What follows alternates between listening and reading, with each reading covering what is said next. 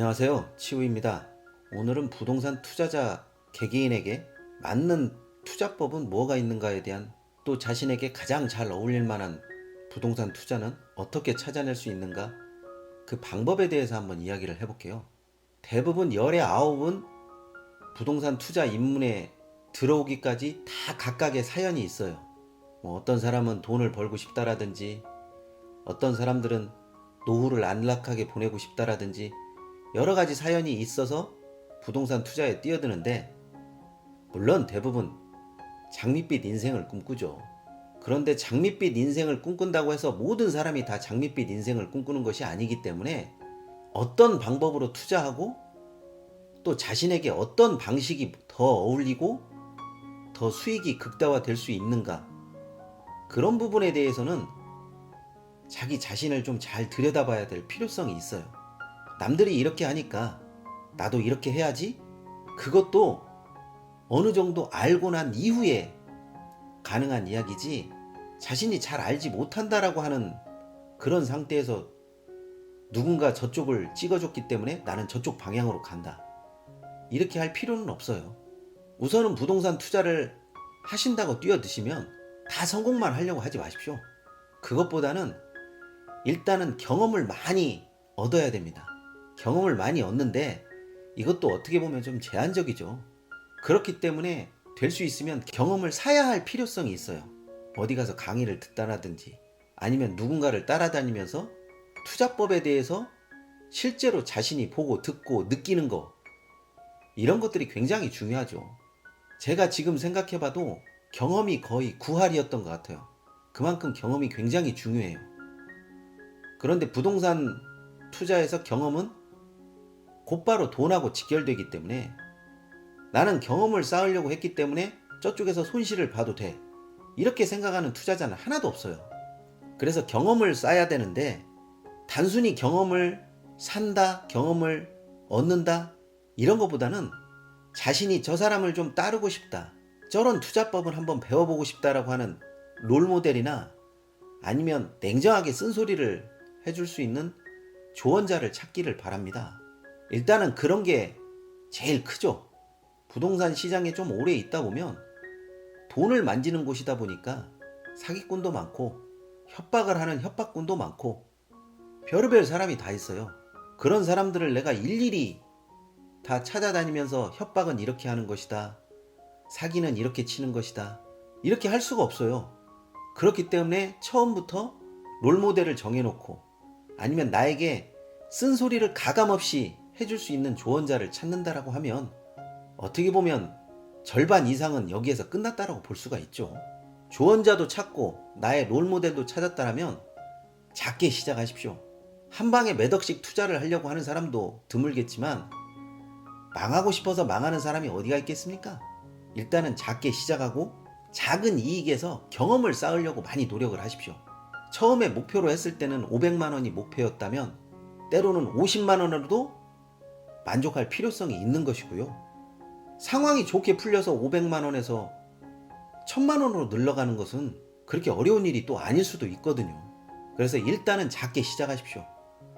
부동산 투자를 하려고 하면 기본적으로 몇 천만 원이 있어야 되고, 적어도 1000만 원은 있어야 되지 않겠냐라고 이렇게 생각하시는 분도 있는데, 금액은 항상 생각하기 나름이에요. 경매 시장을 들려봐도 몇백만 원짜리 물건은 정말 많아요. 물론 거기에서 옥석을 가릴 수 있는 눈이 필요하겠지만요. 그래도 일단은 작게 시작하십시오. 작게 시작해야 큰 물건의 장점이 무엇이고 단점이 무엇인지를 파악할 수 있거든요. 앞에서 미리 말씀드렸듯이 돈을 만지는 곳이다 보니까 유혹이 참 많아요.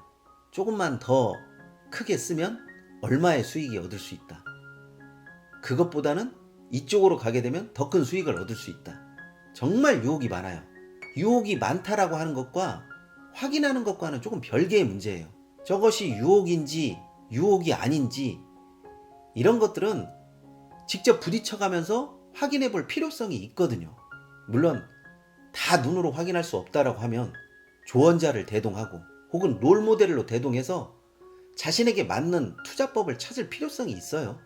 눈으로 확인하고 실제 자신이 겪었을 때는 장단점 파악이 극명해져요. 아, 이 투자법은 나에게 맞지 않구나. 이 투자법은 나에게 좋지 않구나. 이런 것들을 알 수가 있죠.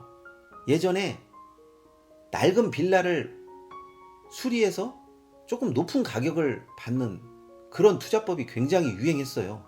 그런데 어떻게 수리를 하는지도 모르고 또 수리를 해서 어떤 식으로 시장에 물건을 내놔야 할지 모르는 사람에게 그런 투자법은 적절하지가 않죠.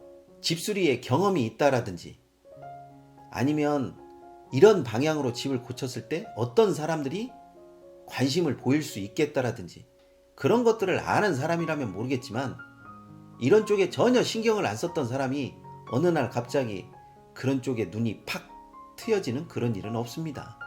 그래서 장단점을 잘 파악하시고 자신이 잘 알고 될 수 있으면 자신이 꼼꼼하게 할 수 있는 일을 투자법으로 설정하시는 게 좋아요.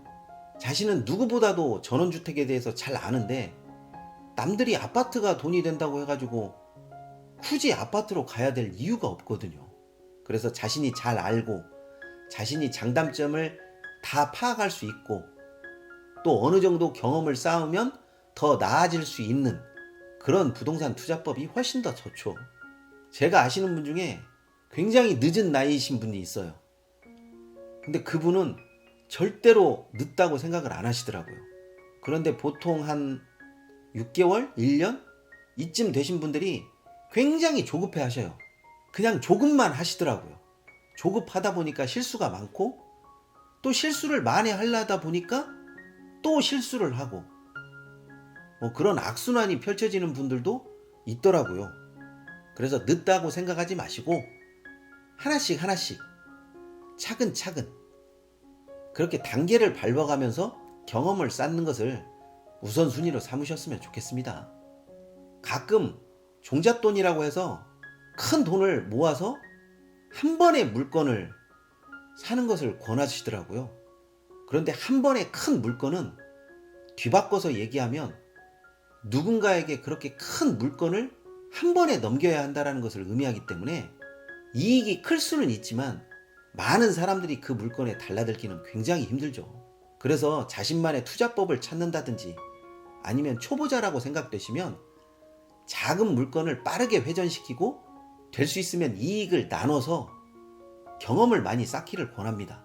물론 한번 크게 사고 팔 때가 있기는 있겠지만 그래도 초보자에게는 작은 물건이 두세 번 굴러가는 것만 못하다라는 생각을 늘 가지고 있어요. 그러니까 크게 욕심을 내지 마십시오. 부동산 시장에서 또 부동산 투자에서 대부분 망하는 이유가 욕심 때문에 망해요. 이론적으로는 이 정도면 그쳐야 되는데 그게 이론적으로 딱 들어맞을 수가 없기 때문에 욕심을 많이 내시더라고요. 부동산 시장도 큰 흐름으로 보면 하락이 있고 상승이 있고 또 관망 상태가 있고 여러 가지 투자 신호가 있어요. 그런데 보통 초보자들 같은 경우는 상승장에서는 너무나 많이 살려고 노력을 많이 하시더라고요. 상승장에서는 될 수 있으면 차익 실현을 내야 되고요. 하락장에서는 될 수 있으면 매수에 초점을 맞추고 시장을 봐야 되는데 반대로 하시니까 대체적으로 이득은 박하고 고생길은 좀 길죠. 이 이야기는 기본적으로 부동산 흐름을 어느 정도는 알고 있어야 된다는 거죠. 대부분의 초보자들은 부동산이 내가 부동산을 딱 취득하는 그 순간부터 가격이 날아오르기를 바라죠.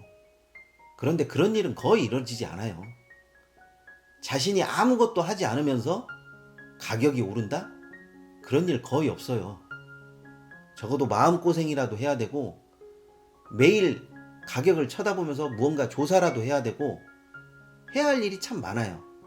단순히 감나무 아래에서 감 떨어지기를 바라는 그런 식의 투자법은 없더라고요.